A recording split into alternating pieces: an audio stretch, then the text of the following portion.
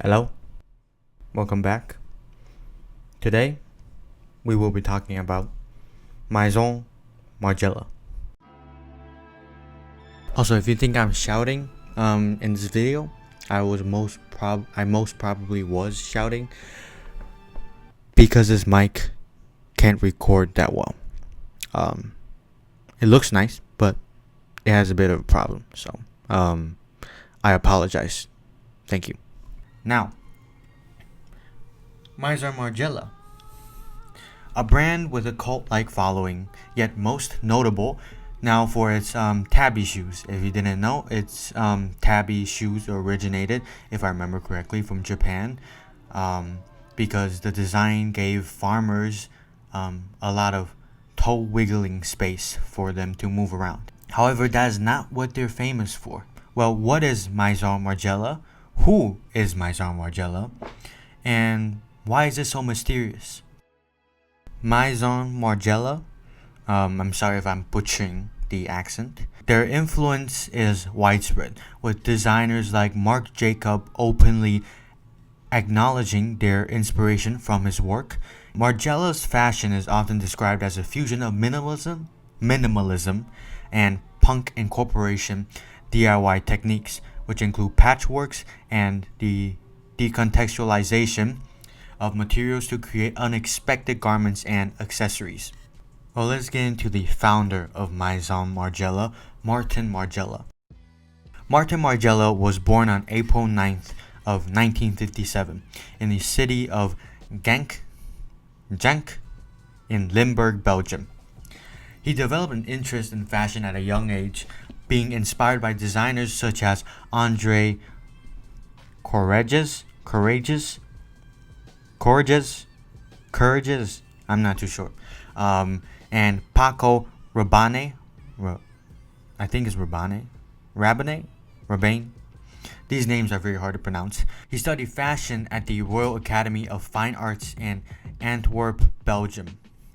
He graduated in 1979, the year before the emergence of the avant-garde fashion collective known as Antwerp 6. After graduating, Margiela worked as a freelance designer for 5 years. From 1984 to 87, he worked as a design assistant for Jean-Paul Gaultier in Paris. In 88, he founded his eponymous label, Maison Martin Margiela, not Maison Margiela as we know now, alongside his business partner Jenny Myrens, I think it's Myrens. Their boutique label gained attention for its avant-garde and deconstructed designs, as just mentioned. Margiela's first show for Maison Margiela was in '89, featuring unconventional elements such as uneven runways and intentionally stumbling models, challenging the conventional ideas of luxury, emphasizing the idea of anti-perfectionism. Using innovative techniques such as deconstruction and reconstruction and raw finishes, which disrupted the idealism of luxury and challenged the high fashion world. His approach to deconstruction involved dismantling garments and reconstructing them with exposed stitching, frayed hems, and unconventional materials, eliciting both shock and fascination. His approaches were characterized by intelligence and sleekness. His collections further influenced contemporary designers such as Raf Simons and Demna. Margiela maintained a low profile throughout his career, refusing interviews and photographs, which is why we don't have much information about him before and him now. He preferred to let his designs speak for themselves. Margiela also served as the creative director of women's wear at Hermes from 1997 to 2003, where he incorporated his deconstructivist philosophy into the classic French house's designs.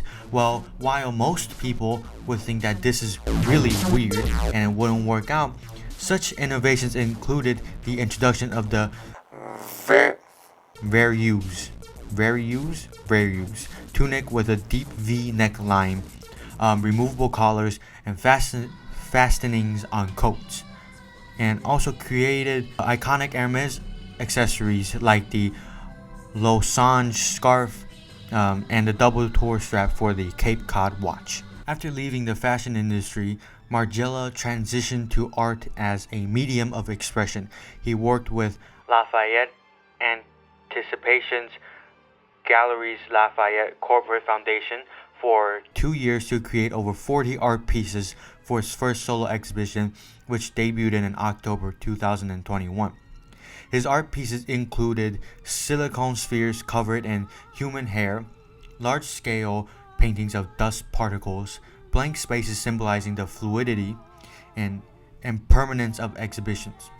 Margiela's insistence on anonymity, his rejection of traditional fashion norms challenged the industry's conventions, paved the way for a new era of creativity and innovation. Personally, he adopted deliberately enigmatic persona, rarely allowing himself to be photographed or interviewed, as just mentioned. His stance against mass media positioned as a mysterious figure within the fashion world, which is why his brand Margiela continued this idea and become so mysterious to the point that everybody mostly know Margielas for those pair of white shoes that they have that you can buy at Reebok, if I remember correctly, for a very good price, and the tabby shoes. Yet despite the anonymity, his works attracted a devout following of admirers drawn to his unconventional aesthetic and avant-garde sensibilities, which is why people call Margiela fans a cult. I can agree on that very much because I like Maison Margiela very much myself. Now let's move on to the brand Maison Margiela itself. Renowned for its creative and androgynous designs holding the official haute couture appellation since 2012. The Maison Margiela label continues this tradition of anonymity, presenting itself with a faceless facade even after Margiela's departure. And departure, it means by leaving the brand, not passing away. Some famous collaborations that you might know is the collaboration with the mainstream brand H&M, revising archive pieces for a broader audience while retaining the brand's edge. Another brand collaboration is Reebok, continued to apply the innovative designs of Martin Margiela. In this collection of shoes, Margiela applies their tabby shoe design to traditional sneaker design. Each Maison Margiela garment features a unique set of numbers from 0 to 23, indicating the collection whether it belongs to menswear or womenswear. Some well-known collections and creations made by Maison Margiela is porcelain waistcoat from autumn-winter '89. This piece epitomizes Margiela's approach to fashion, characterized by deconstruction and reconstruction, and showcases his fascination with repurposing found materials into unexpected forms. The graffiti tabby boots in '91. Margiela's tabby boots with their split toe design, as is mentioned, the origin most probably came from Japan if I remember correctly. Yet this design symbolizes his avant-garde approach to fashion. Initially, the design was met with skepticism, yet now becomes very iconic. The graffiti version illustrates his tendency to repurpose even his own archives, reflecting his resourcefulness and creativity. The flat sleeveless jacket in spring-summer '98. Margiela's mastery of tailoring is evident in this piece, challenges conventional garment construction. Playing with proportions and adopting unconventional techniques, created garments that redefined traditional silhouettes, reflected his action of pushing boundaries. The incognito sunglasses, made in spring-summer '08. This represents Margiela's forward-thinking approach to design, rimless and visor style, symbolizes his interest in both the past and the future of fashion, paired with garments that evoke the futuristic aesthetic. The last one is the wig coat and wig made in 2009 for the birthday show of the brand Maison Margiela. This piece encapsulates Margiela's playful yet subversive approach to glamour and reappropriating found objects and challenging traditional notions of luxury. In conclusion, we can see the influence Maison Margiela has on designers and different brands, and you can see his works continue today with many collaborations. In my personal opinion, I feel like Maison Margiela, the brand, really pushed boundaries, really influenced me, and made me even more interested in fashion. The recent fashion show that they had this year was an amazing fashion show. I'd say one of the best. It was very artistic. It was lovely.